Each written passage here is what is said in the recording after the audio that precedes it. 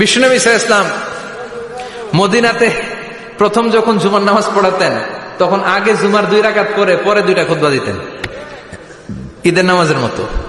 ঈদের নামাজে আগে কি 2 রাকাত, পরে খুতবা।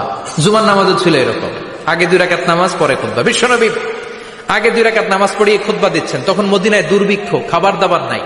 1 মাস আগে দিহিয়াতুল কালবি আল আনসারী নামক এক সাহাবীকে দিয়ে বিশ্বনবী শাম দেশ থেকে কাফেলা পাঠিয়েছেন খাবারের দ্রব্যাদি আনার জন্য, পণ্য আনার জন্য। 1 মাস পরে তারা খাদ্যের পণ্য নিয়ে, মদিনাতে তখন দুর্ভিক্ষ, খাবারের দাম 2 গুণ 3 গুণ, খাবারের পণ্য নিয়ে কাফেলা ফিরে এসেছে জুমার টাইমে। তখন বিশ্বনবী জুমার 2 রাকাত নামাজ পড়িয়ে খুতবা দিচ্ছিলেন। কি করতেছিলেন? আর তখন নিয়ম ছিল, কোন শহরে কাফেলা ঢুকলে তারা তবলা বাজাতো, ঢোল বাজিয়ে দিত, ঢোলের আওয়াজ সবাই শুনে ওইখানে জড়ো হতো। যার যত পণ্য কিনার দরকার পণ্য কিনে নিয়ে চলে যেত। বিশ্বনবী জুমার নামাজের ইমামতি করে 2টা খুতবা যখন দিবেন, মিম্বারের মধ্যে দাঁড়িয়ে বিশ্বনবী মসজিদে নববীতে খুতবা দিচ্ছেন। খুতবার মাঝখানে বিশ্বনবী তবলার আওয়াজ শুনতে পেলেন। কিসের আওয়াজ?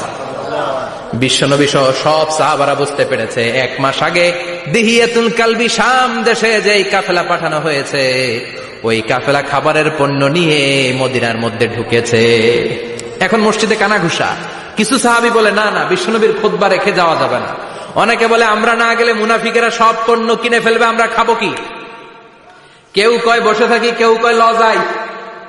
2-4 জন ওঠা শুরু, সাথে সাথে ওনাদের পিছনে পিছনে বাকি সাহাবীরাও ওঠা শুরু।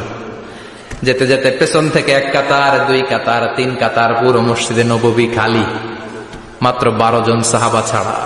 কয়জন? কথা কন। মাত্র 12 জন সাহাবা বিশ্বনবীর সামনে বসে আছেন। 4 খলিফা, জাবির ইবনে আব্দুল্লাহ, এরকম 12 জন সাহাবা বসে আছেন। সব সাহাবারা পণ্য কেনার জন্য চলে গেল। সাহাবারা ভাবলো নামাজ আসল, নামাজ তো পড়েই ফেলছে, এখন খুতবা সমস্যা নাই। কিন্তু আল্লাহ এটা সহ্য করলেন না। বিশ্বনবী দাঁড়িয়ে খুতবা দিবে আর সাহাবারা সেই খুতবায় বসে না থেকে কাফেলার পণ্য করণের জন্য দৌড়াবে, এটা সাহাবাদের জন্য শোভনীয় নয়। চিল্লা এখন ঠিক কিনা? এজন্য সাহাবাদেরকে ধমক দিয়ে, আমাদের চোখে আঙ্গুল দিয়ে আল্লাহ আয়াত নাযিল করলেন, ওয়া ইযা রাআউ তিজারাতান লাহওয়ানি আও লাহওয়ানিন ফাদ্দু ইলাইহা ওয়া তারাকুকা কায়মা।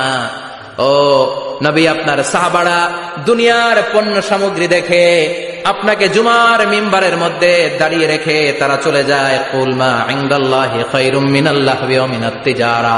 ও নবী, আপনি বলে দেন, আমার কাছে এত বিশাল ধনভাণ্ডার আছে, সবার যত চাহিদা, যত কামনা আছে সব যদি দিয়ে দেয়, আমার ধনভাণ্ডারের 1 ইঞ্চিও কমবে না। সবচেয়ে বড় রিজিকদাতা কে? আল্লাহ। চিল্লায় বলেন কে? আল্লাহ। কেউ যেটা পারে না পারে কে? আল্লাহ। কেউ যেটা দেয় না দেয় কে? আল্লাহ। জুমার নামাজে আগে আগে যেতে রাজি আছেন?